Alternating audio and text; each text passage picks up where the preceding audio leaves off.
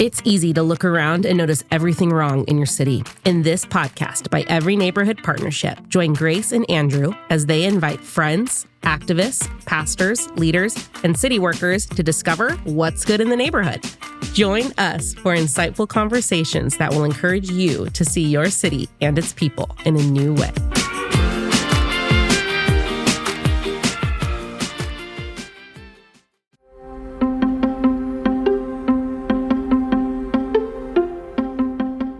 Back with What's Good in the Neighborhood. Today we have on Jordan Mattox. Jordan is a librarian, podcaster, and writer. He hosts the podcast Fresno's Best, Fresnolandia, and the History of California podcast. He is currently working on a book about the history of Fresno. We brought Jordan on because, as you will hear, this man can riff. We're just going to go for it, talk about all the big hot topics around school choice, school integration, socioeconomic class, and how that impacts public schools. And then we are just going to land the plane around what it looks like when these decisions and these values and ideas hit close to home personally. So this is a really fun one with Jordan. We hope you enjoy it.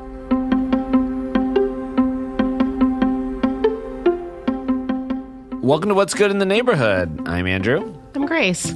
All right. We are continuing in our series called Beyond the Bell. And I was thinking, man, who could we get on that, has some school context, is very good at podcasting, and could give us some spicy takes? And it was Jordan Mattox. The one and only. Yeah. I do enjoy spicy food and takes. Yes. Yes. I don't want to take your bit, but speaking of food. Oh, yeah. There you go. Your favorite place. Oh, yeah. So I have a show called Fresno's Best that I started when, 2 years after I moved here. It was just a way to meet people and connect. And so one of the things I wanted to ask everyone is where they eat in town. Yeah. Just kind of get a visual food map of the city. And it's always interesting to hear, because I think you can learn a lot about a person based on where they eat, how they view socioeconomics. Can they handle spicy food? Sure. Where their favorite taqueria is, stuff like that. So I guess right now, what am I enjoying? Well, I just moved to the Fresno Heights neighborhood, so I'm enjoying being able to walk to Moto and eat there. And Carlos does an incredible job. There's also a taco truck on the corner of Shields and Palm that I had the other night that's really good. I don't know. I don't have the one that parks at, the one that parks right there. Yeah. And they've got for me an excellent salsa bar is incredible. I remember I lived in LA for grad school and just was getting by just barely. And so I had this terrible, terrible thing that I would do where I'd go to this taqueria that was around the corner and I would get a taco or two. And then I would load up on the salsa bar. And then I'd walk across the street to the dollar store, buy a bag of chips, and then eat chips and salsa for a week. You're yeah, let's do it. I did that nonstop. And you're here to this day. I don't know how, because I ate so many bags of chips and stole so much salsa. But, you do what you got to do. So that's what I'm living right now. That's good. Well, so even if you want to do a little Jordan discovery here, he is one of the co-hosts of the Fresnolandia podcast. Which really, I would say it's a complimentary podcast. You get the weekly kind of highlights. What is the city working on? What are issues that are affecting Fresno? And then I just tuned in. I think I was doing a little background research, and then I didn't realize he has a really huge and popular history of California podcast. What? So yeah, you got to check it out. So you love it? Yeah. So I mean, podcasts. I don't know. I guess we all choose a hobby. I'm a white guy in his mid-30s, was probably a hobby that makes sense for me.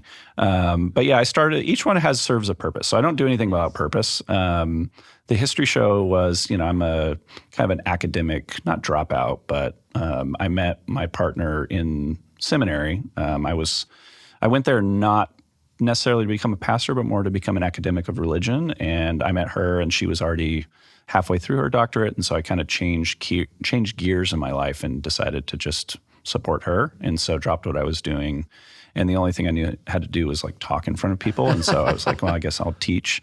And so, but there was always some itch to do like academic style conversations. And so California history is really just me telling the story of California history and then reviewing and talking to authors of books about California history. And so I've got to meet some of my heroes through that, which is fantastic. Fresno's Best started just because I wanted to meet people in Fresno. And then Fresnolandia really for me was just a way to give people a picture of like what's going on in the city, because, you know, city politics can be so opaque and it can be hard to understand what's going on, which often can be intentional. So, you know, because if you're doing some stuff that's going to have some negative effects, you want to screen that out for people as much as you can. Right. Not that all our politicians are nefarious actors or something, but just it's easier to get stuff done if you don't have public pushback. So. Well, and you know, Danny just texted me.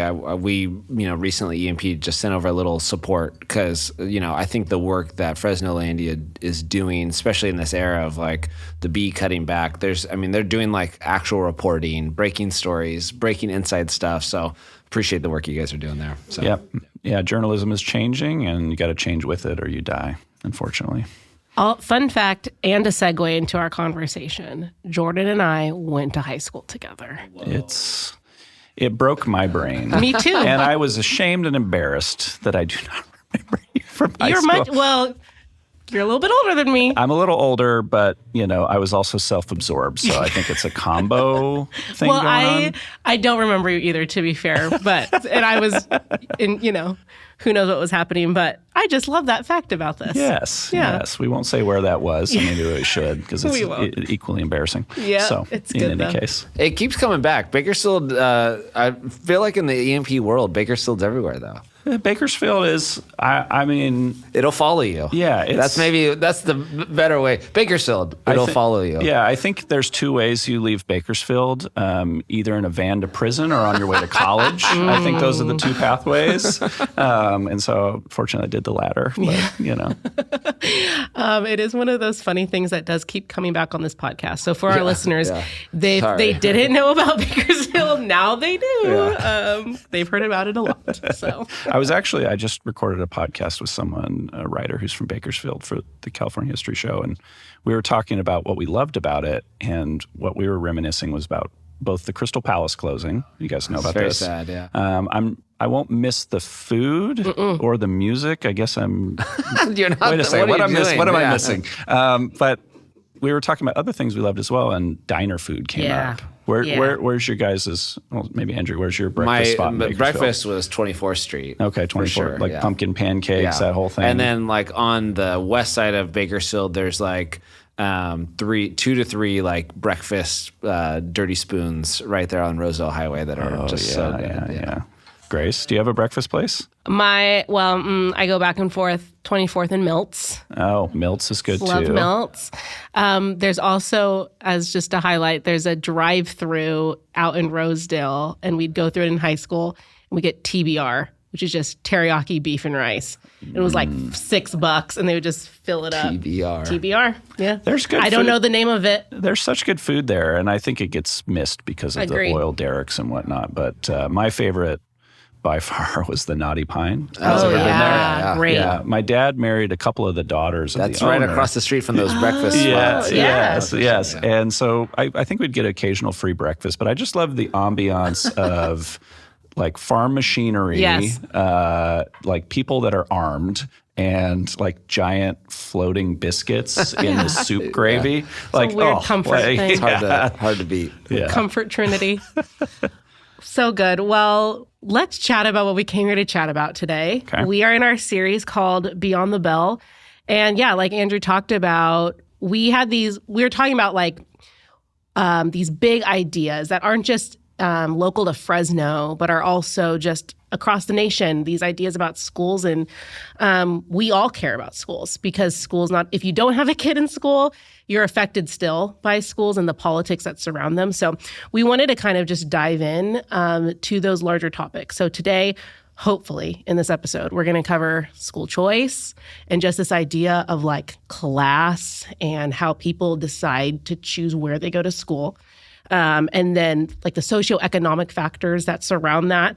And then tech in the classroom, which is kind of an interesting one around like, does tech even belong? What does that look like? So yeah, I don't know if you want to add anything. No, just give us your kind of context. How do you come? So, not in the grad side, you're a librarian. So how did you get into school? What interfacing do you have with the school system? Yeah, so I started my career after, I stopped doing graduate work and decided to support my wife. I taught at a 1-to-1 private school in Pasadena, where I taught the children's of actors and celebrity, which was a fascinating way to start a career because it was like helicopter parent central. So I had to learn how to be like good in terms of customer service. And then I moved from there to teaching in various private Christian schools for a couple of years while I was doing my teaching credential because I didn't plan to do this. It wasn't like I'd set out. So I did that for a while, learned about the downsides of private Christian education in terms of the quality and some decision-making leadership. And then I finished credential, jumped into teaching in public school, which I started when I moved here 8 years ago. So I taught in 8 or 9, something like that. I taught in Chowchilla for a couple of years in a middle school, taught at Madera South as a history teacher for a year, and now I'm a teacher librarian there. And so I basically operate the library, work on local history stuff, and periodically, or as much as I can, push into classrooms to teach them things like research, media literacy, stuff like that. Was that a track you wanted to go into? It was kind of accidental. Yeah, like it was proposed to me, and I thought it sounded like a perfect nexus of my different skills, and so I just jumped on it, and it's turned out to be a great career. Okay, cool. So you've seen the gamut basically of all different types of schools. Now being in the public school sector, what do you think the public school, the effect that it can have on a community? Yeah, so I wanted to kind of formulate my thoughts. So maybe I'll speak just broadly about the importance of public schools. And so we're going to start with teachers, right? Because oftentimes we get distracted in public schools with, we'll talk about community schools in a minute, but we get distracted with all the different services and opportunities and extracurricular programs. Schools, their primary function is to teach kids, right? And the people that teach kids are the teachers. And teachers, whether it's in politics, it's in, anti-union rhetoric, they can be villainized or treated as, people that are just showing up for a paycheck. But good teachers matter. So there's a famous study that came out probably 15 years ago, and the lead author in the study is Raj Chetty, which if you don't know Raj Chetty's work, he's someone to learn about because he does incredible things with data sets. And so the study was looking at the value add of teachers over the lifetime of, or however long the study was with students. And essentially there was a couple different findings in the study. Students that had a high quality teacher any time in their education career were much more likely to attend college. On average, students that had a high quality teacher over their lifetime were going to earn $250,000 more in net income over the course of their lifetime. And they were multiple factors less likely to become teen parents. And this was just having at least one high-quality teacher over the course of the career. So if you think about a student's career in school, that's a long time. And so teachers matter, and we can prove that in the data, which is really helpful in discussions like these. There's multiple other areas, but I'll start with the civic value of teachers. There's a couple studies. There's one by Thomas D. in 2004 that looked at civic returns to education.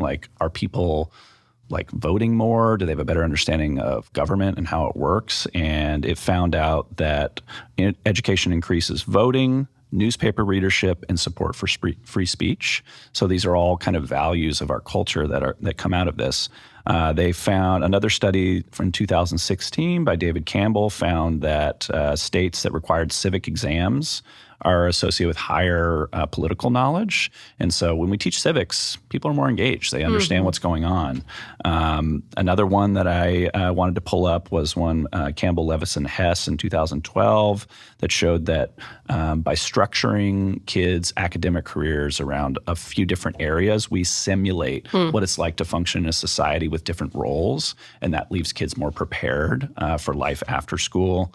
Or you could read Our Children by Robert Putnam, one of the great sociologists of our time, that will explain the value add of public education, particularly in small towns, which I think he does very well. And then ultimately, what public schools do for our communities is they teach democratic equality. All voices are equal in a democracy.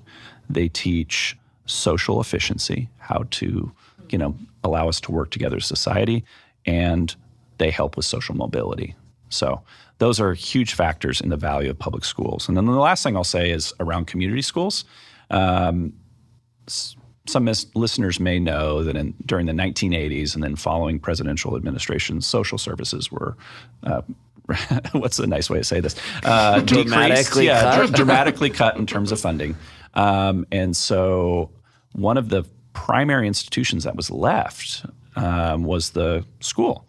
And that's where people engage with the government most often. And so in order to help with a lot of the needs that communities had, schools started to become social services, which you can listen to the Fresnolandia podcast with Misty where we kind of discuss the pros and cons of this, because oftentimes that can lead to mission creep, where you have schools that forget that their primary job is to educate kids, and that become, teachers become social workers, if you will.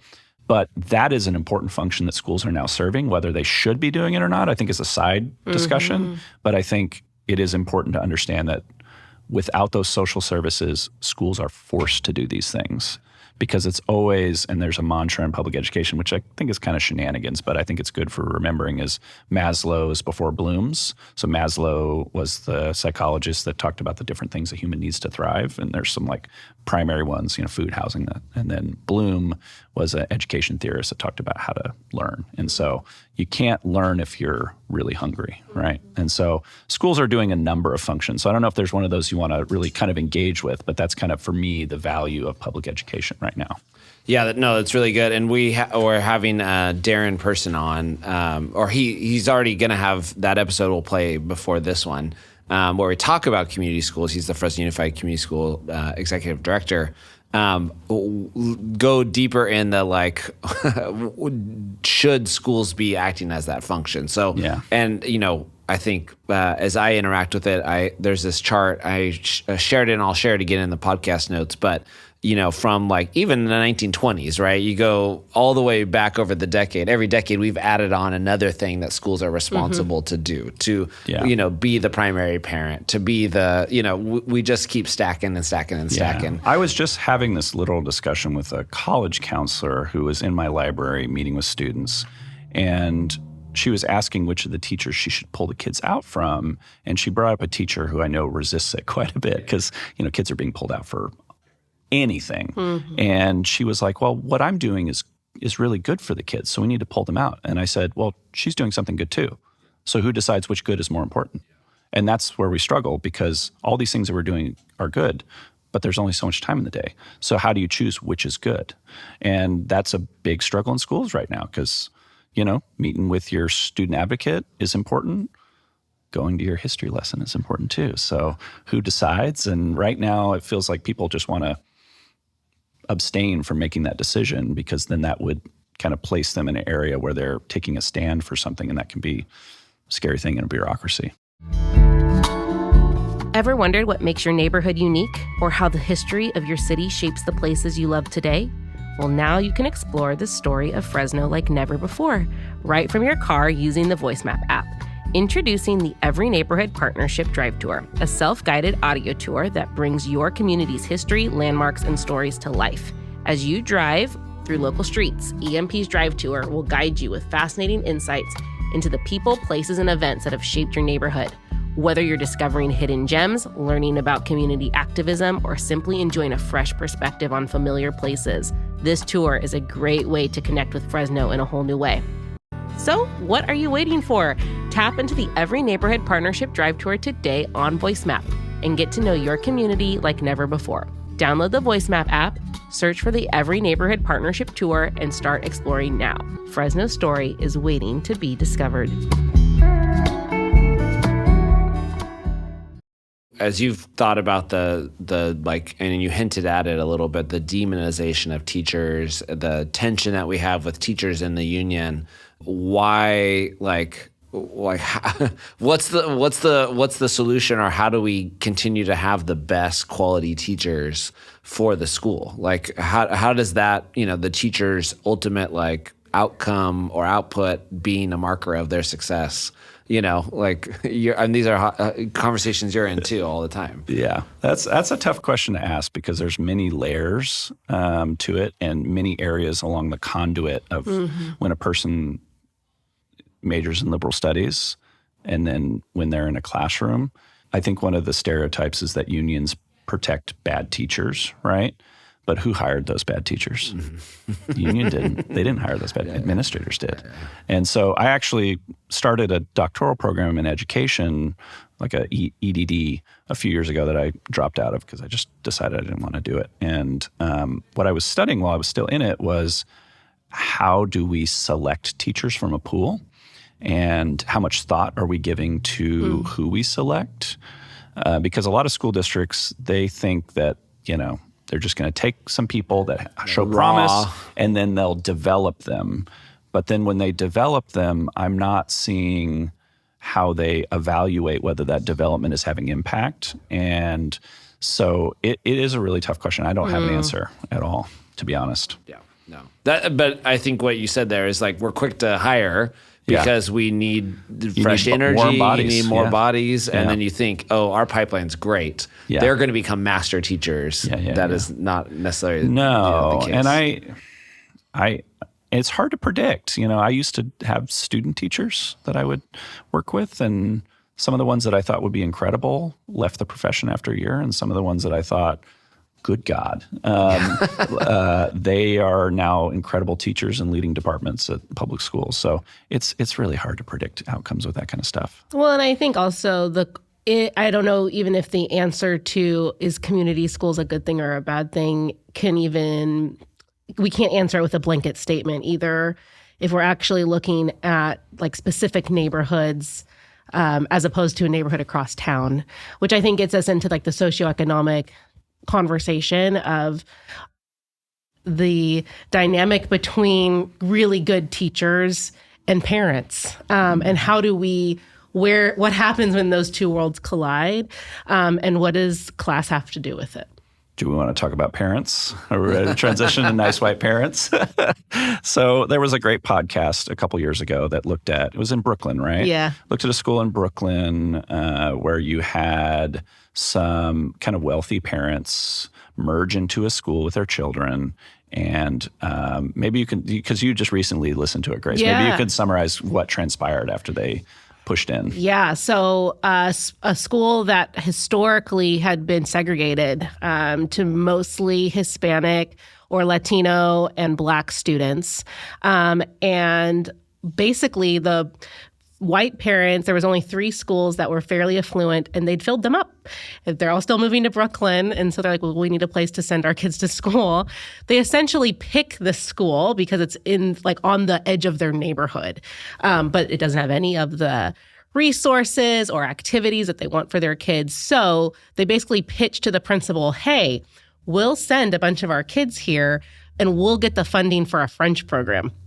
And so the principal goes, sounds good. I think they're technically an international school. So she goes, well, that's in their name. Maybe we should have this program. And so they all come, and they essentially create their own fundraising committee apart from the PTA and begin to raise like thousands of dollars in funds that the rest of the school never sees. And it just goes to this French program. And so this PTA, this longstanding PTA that had been there forever, started to feel like we have no say. And most of our students who have been here a long time are not getting the funding that you said you were going to bring to the school. So.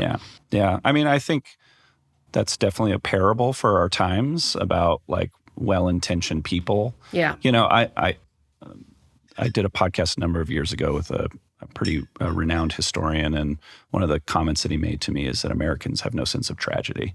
Like they always have to look for a villain, right? And like in that story, the nice white parents are the villain.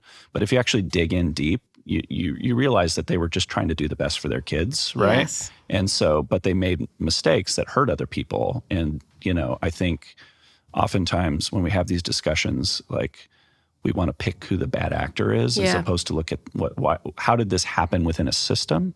Because I think that in that story, I think the school, in some sense, not to use it pejoratively, made a deal with the devil in the sense of like they saw the opportunity of more resources, but then allowed that opportunity for more resources to lead them to engage in mission creep and not serving all kids equally. And so I think that is a nice segue to talk about school choice if you guys want to talk about that. I think we're in a moment where it feels like you're in the, public school system. How, as you look at, I don't know Madera a ton or other districts, but it seems like, at least in Fresno, our boundary is locked, right? So not only in terms of like Fresno's not growing. Unless you want to talk about SETA? Yeah, we'll save that for Fresnolandia. Yeah, exactly. And so, our population's aging and we're having less kids. And so with that, also then you have more charter schools, more homeschooling, more alternative kind of options. So Fresno Unified's projection is down dramatically, actually, pretty dramatically. And so they're going to, in the next decade, have to probably slowly shutter schools.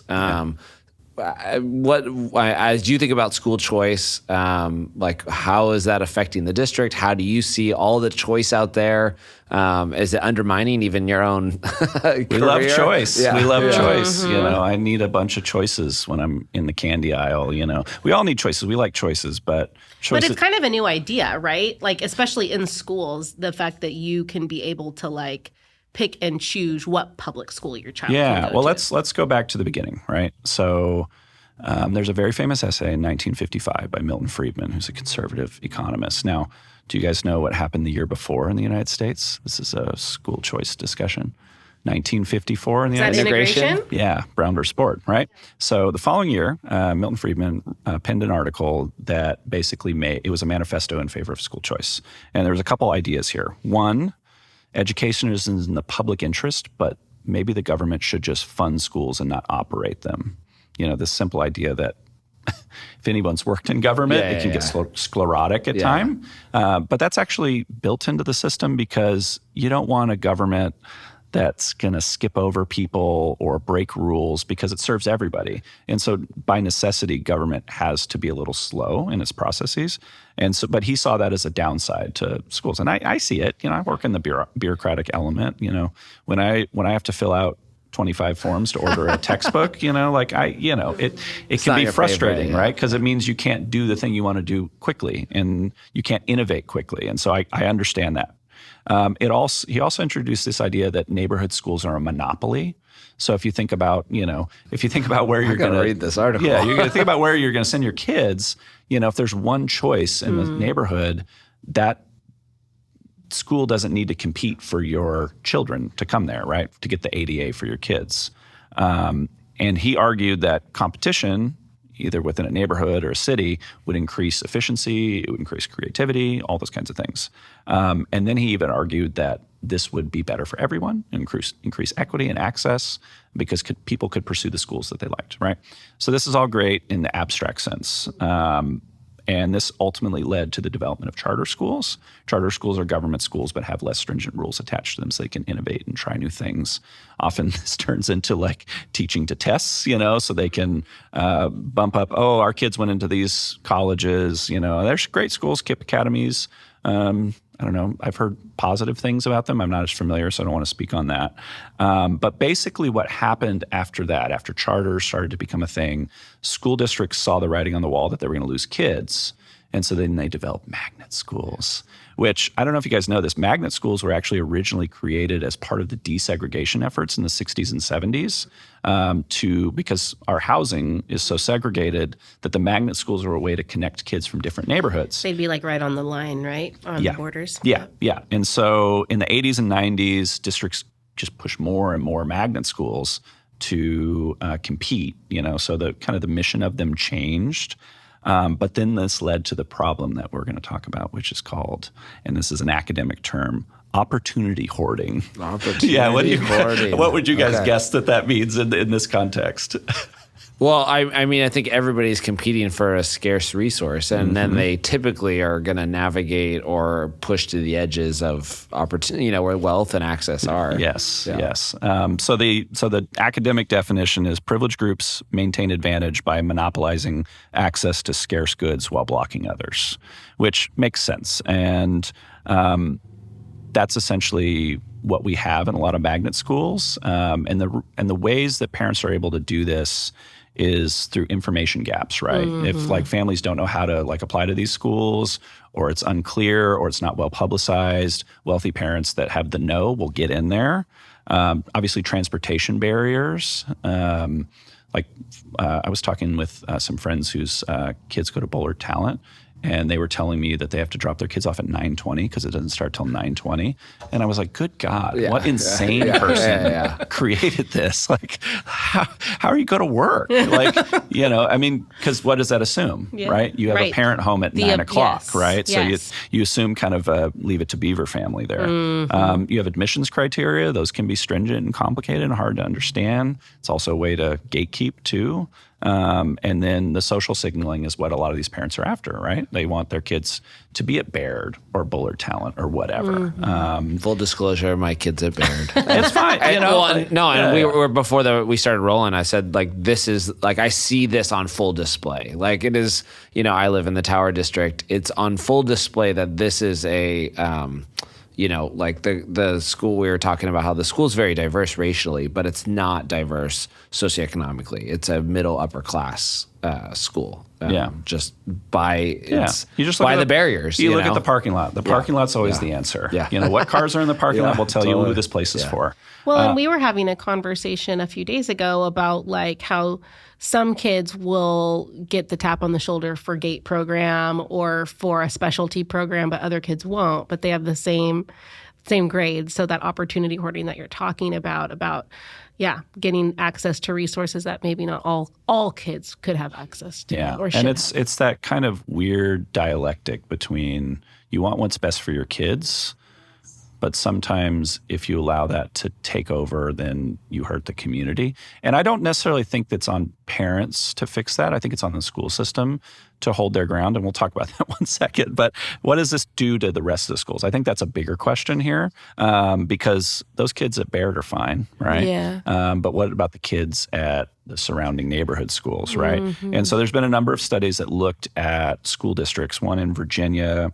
and I can provide all these links in the notes for people so they can read this and say, oh, he interpreted that study wrong. He didn't look at the methodology section. Like, please, tell me I'm wrong. But it looked at a school district in New York City and then in Virginia, and showed that, like, very clearly across the different neighborhoods, these magnet schools are dominated by middle and upper class parents.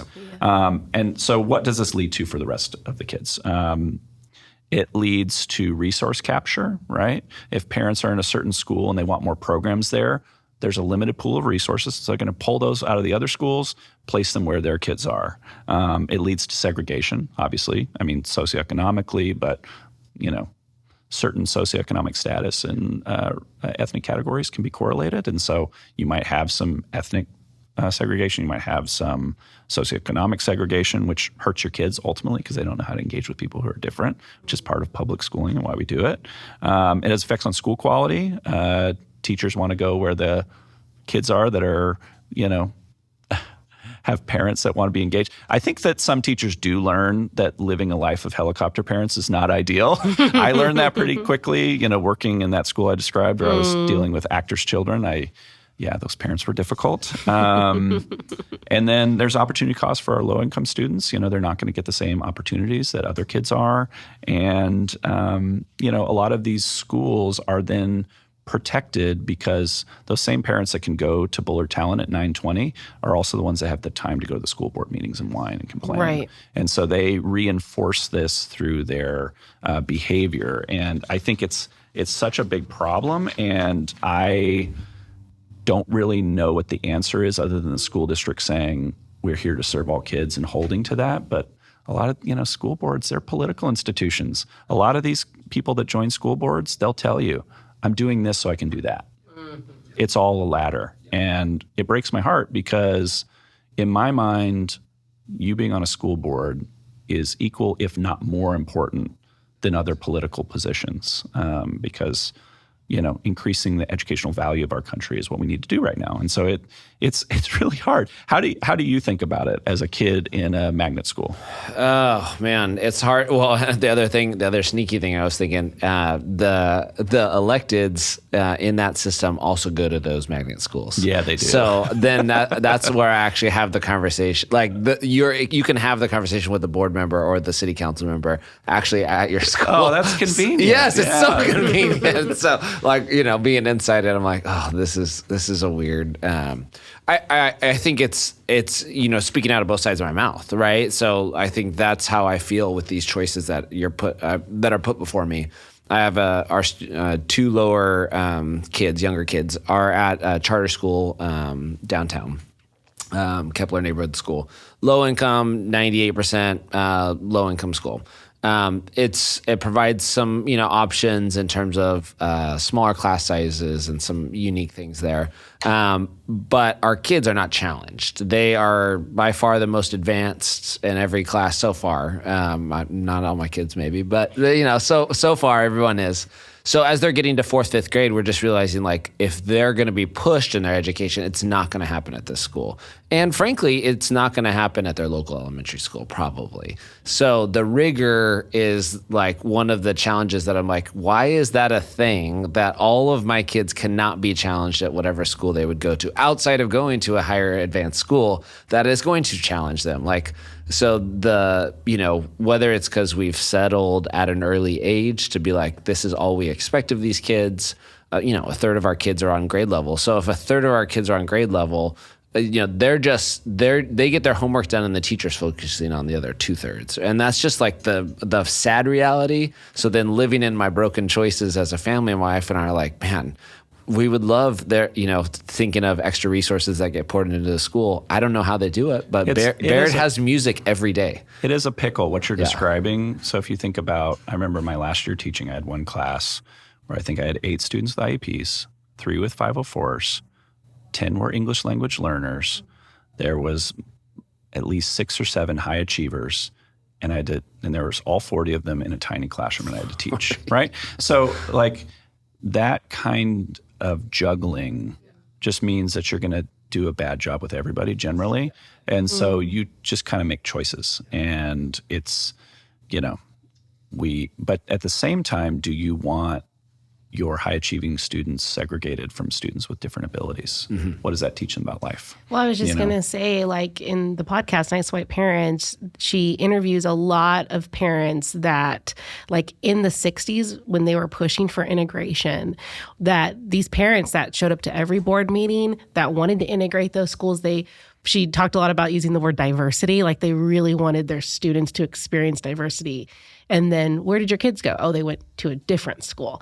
And so I think even what you're describing is your personal tension, and I have it too, my goodness, of like, what do we do? Like my personal experience and then what I want values-wise, like for my neighborhood, for my city, for the school. And so like, is integration a real solution? And if it were, like if we were to like flesh that out in a real way, like even for our own city, what could that potentially look like? Yeah, I think the conversation I've had with parents is, do I sacrifice, recognizing the my dynamic? Child on the altar. Am I sacrificing? Do I have I sit on my principles and I think this is how schools should operate. So I put my kid in at the local elementary school where most of these kids are Section 8. They're behind. They don't have the same resources or parents that, they have parents that care often, and they have parents that just don't have the same education levels, opportunity, time, whatever, right? So am I going to put my kid, I'm like, stand on principles. They're going to be in this classroom where they're not going to, they're going to have to be an assistant teacher in the classroom. Like, that's a hard choice. Yeah. I heard, there's a little term called relocators, like white families that move to under-resourced, lower-income neighborhoods, and then they put their children in that neighborhood. And I met a couple from Jackson, Mississippi. They lived in Jackson. And she was talking about her kids, and they were a white family that moved down into urban Jackson. And she said that my kids all say, like, you sacrificed us on the altar of your values. And I was like, ugh. Like, that is like the... Like years later, you're saying yes, the kids... they grew up and they're like, we fully suffer, at the hands of your values. And I literally was like, well, that's the nightmare. Like that, So what do you do? What do you do with that on a personal level? But then also, how do you reconcile that with your own values and principles? At Every Neighborhood Partnership, we believe that strong, vibrant communities start with engaged and empowered residents. To make that happen, we need your help. Our mission is to connect neighbors, create opportunities for local leadership, and transform neighborhoods through education, collaboration, and advocacy. Every dollar you donate goes directly to supporting programs that make a real difference. Whether it's providing land use education, elementary literacy mentoring, or healthy spaces to help kids and our families grow. When you donate to EMP, you're not just giving money, you're investing in a future where every neighborhood in Fresno has the tools and resources it needs to thrive. Your contribution, whether big or small, ensures that our communities have a seat at the table in the decisions that affect them most. So if you believe in seeing students excel, our community members healthy and whole, and our neighborhoods thriving, we invite you to make a donation today. Just visit everyneighborhood.org or tap the link in the show notes to give. Your support helps develop the next generation of leaders like Fresno depends on it. Donate now to Every Neighborhood Partnership.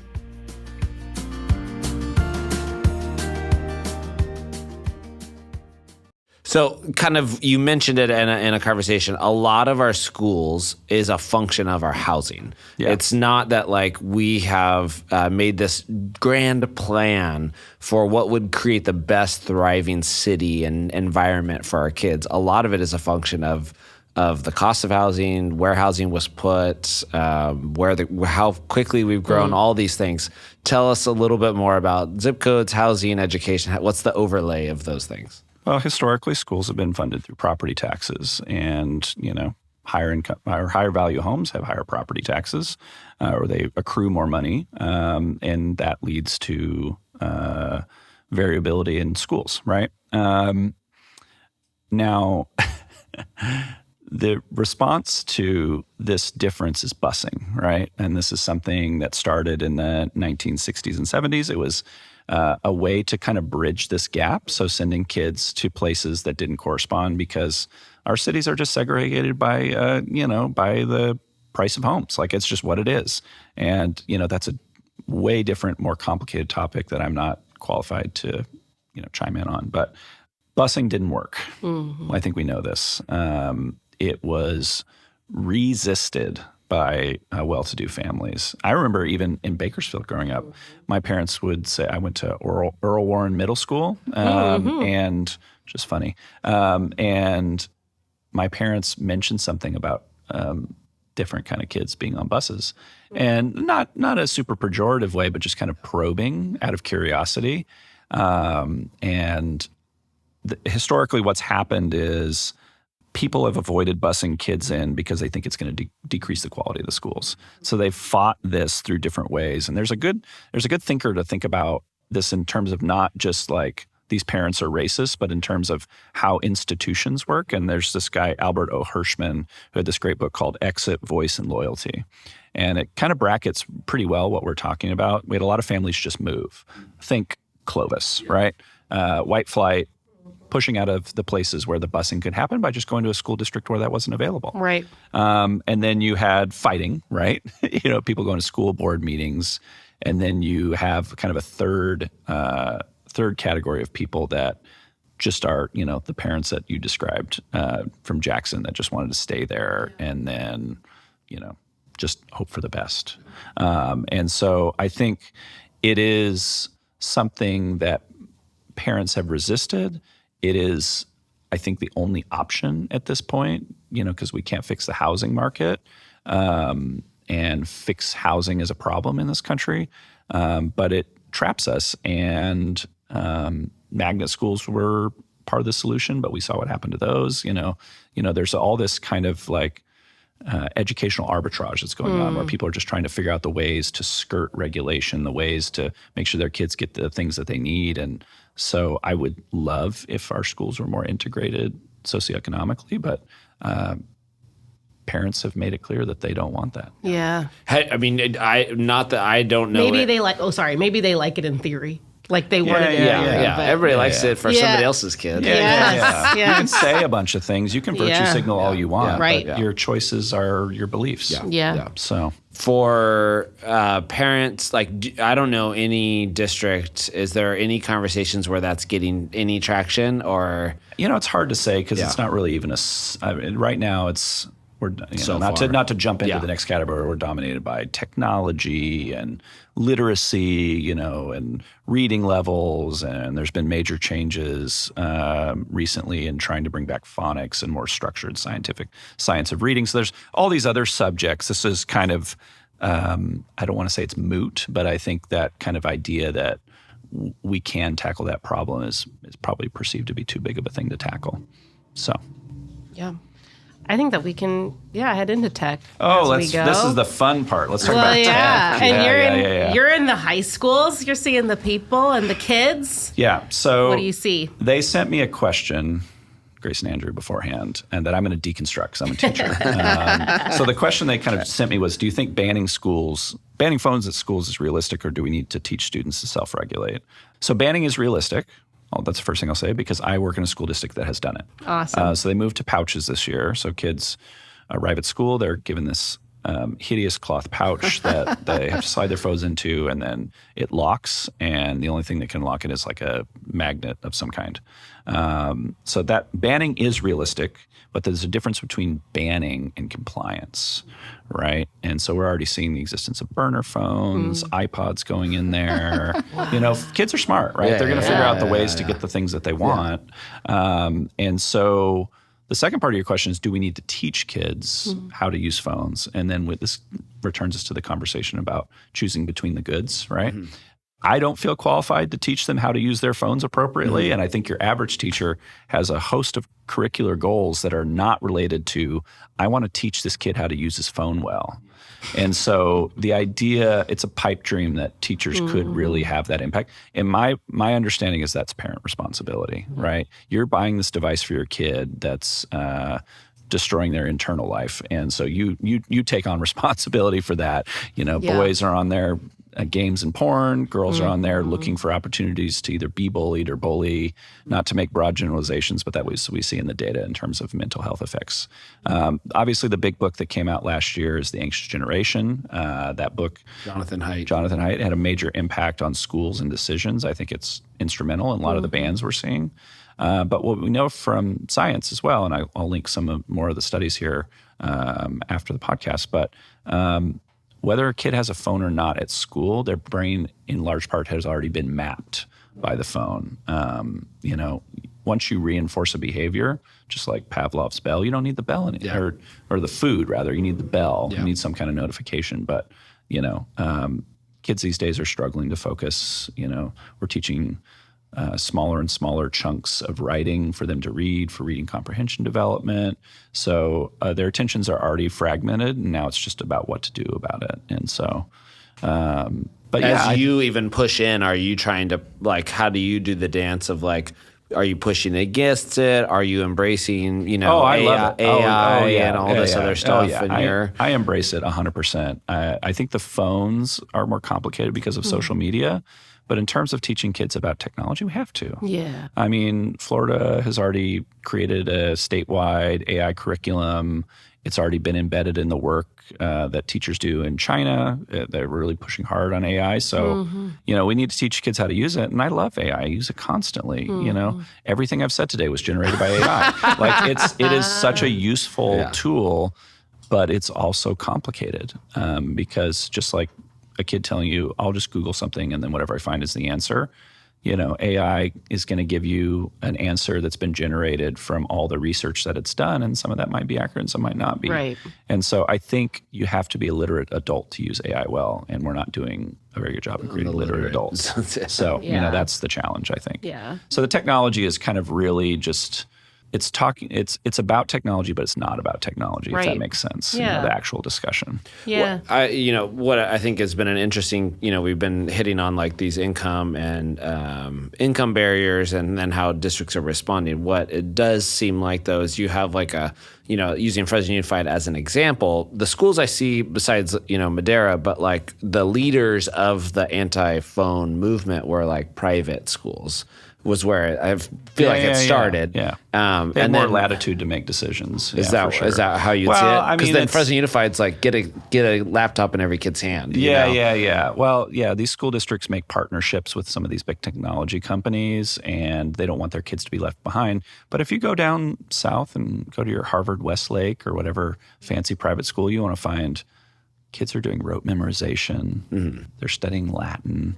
They're doing stuff that is considered antiquated, but is really going to make literate adults out of them. And so I think sometimes school districts can be distracted from their purpose. And technology is such a complicated area, and you want to be seen as like having the most technologically advanced school district. And so then you have these tech salesmen coming into school districts and persuading people that they just need to pile and stack more tech on kids. And I think we could talk about reading, for example. Like, there's a great book I can't remember the name of right now that looks at how we read differently on screens versus on paper or even Kindle. And our brain is actually using different components of the brain that are at work there. So when you're reading on a screen, it's similar to watching TV. And when you're reading on a book, it's similar to just like study. It's just a different part of the brain. Yeah. I can't get into I'm not a cognitive scientist, but it's oftentimes we're chasing the wrong goals. Well, and I think even from this conversation, we can maybe deduce that technology, your personal use of technology as a child or a student, is different than the technology like in the classroom.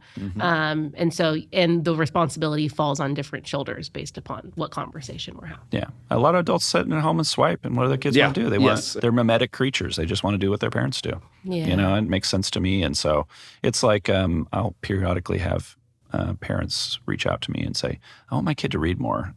And my first question, that's my first question. How much do you read, and do they see you reading?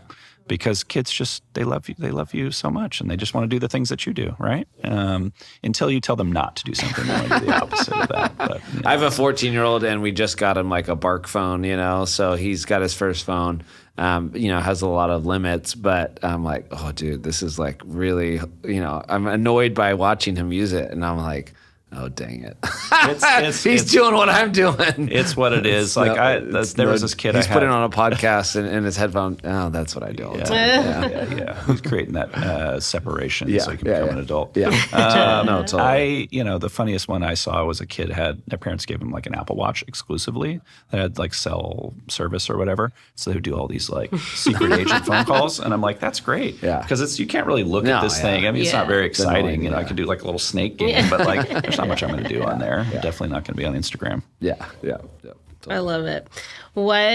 As we just land the plane and wrap up our conversation, like as you are working in schools and just from even the academics that you've done your research in, like what's a myth that you wish people would stop believing about the public school system? Yeah, myth's an interesting word to use because myths, we get, I'm going to get academic again, like myths give you meaning, right? And they're stories that serve a purpose.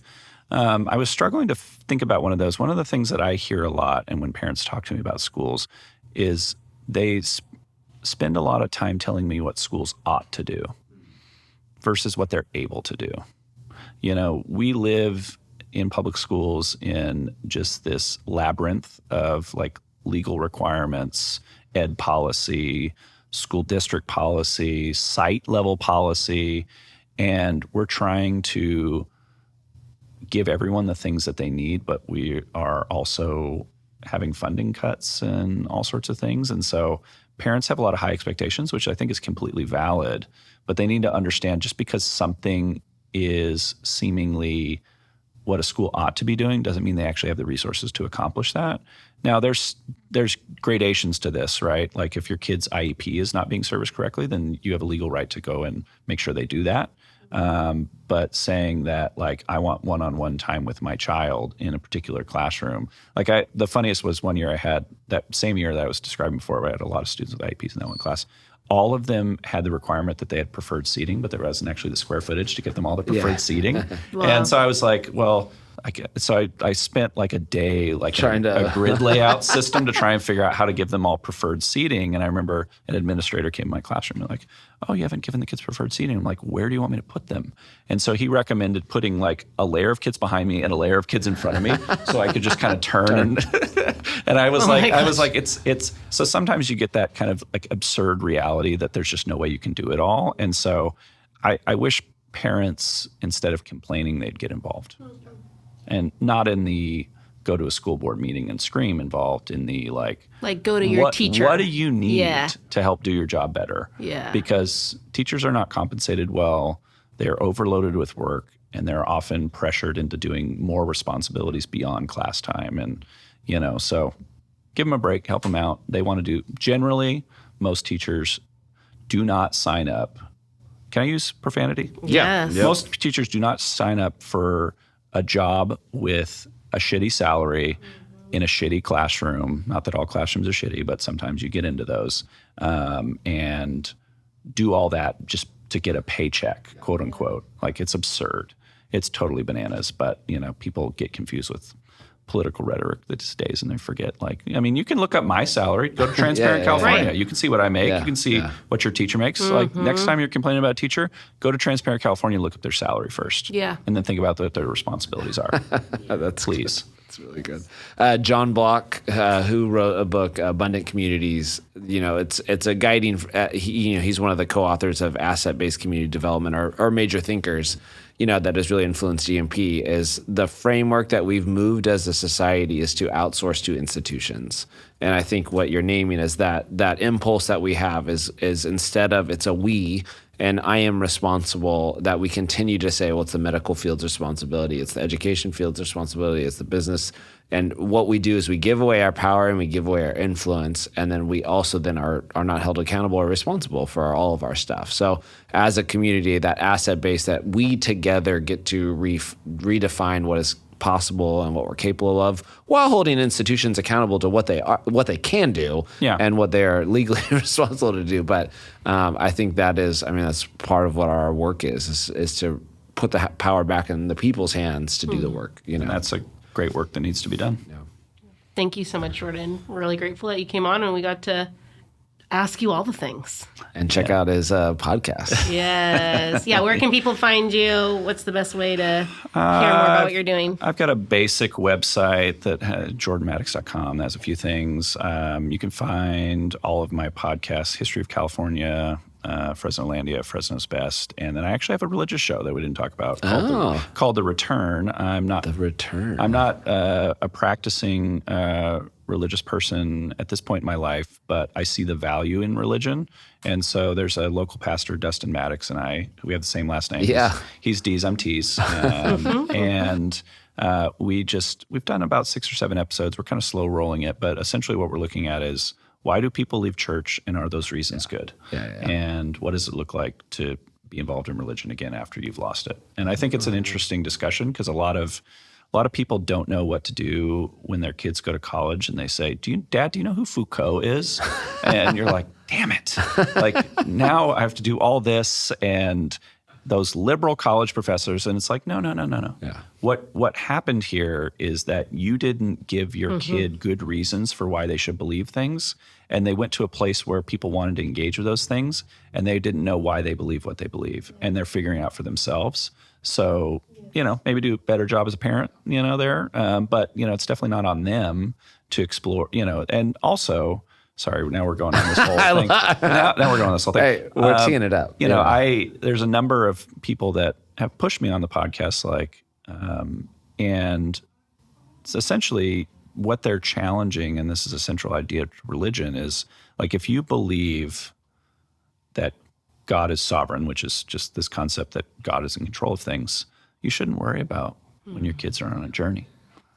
So either you don't believe that, or I don't know, and so it's interesting discussions, and We had a megachurch pastor on who talked about his experience of this, and we've done a lot of stuff and have big plans for the show. But that's good. I didn't know Dustin's. We've done a lot of work with North Fresno Church and good friend. So we'll tune into I'm just going to become a Jordan. My whole podcast and Spotify feed is just going to be Jordan Mattox. So, I'm looking forward to it. I think you need a little more diversity. Maybe a sports podcast or two. Give your brain a break. I got some soccer podcasts. Yeah. What's your soccer allegiance? Liverpool. Liverpool? And then LAFC for MLS. Okay. Yeah. So do you guys want to hear a fun Liverpool story? Yeah. So this is probably going to embarrass. This is bonus time on the podcast. This is going to embarrass the other person involved. So when I lived in Pasadena, I was going to Fuller Seminary.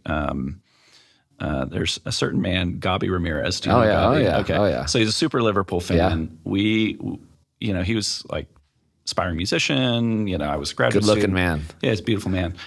We shared a room, including bunk beds. Yeah. And he would wake up for the Liverpool games at 4 a.m. and watch them in bed. And I have night terrors from him screaming goal at 4:30 in the morning, and he would rattle the bed and shake it. And so I learned to hate Liverpool because of Gabi. And so I think I need to get Arsenal or Tottenham or whatever. Exactly. So anyway, that's my Liverpool story. That's great. Thanks, Jordan. Let's go up the Reds. So, all right. Thank you, Jordan. Of course.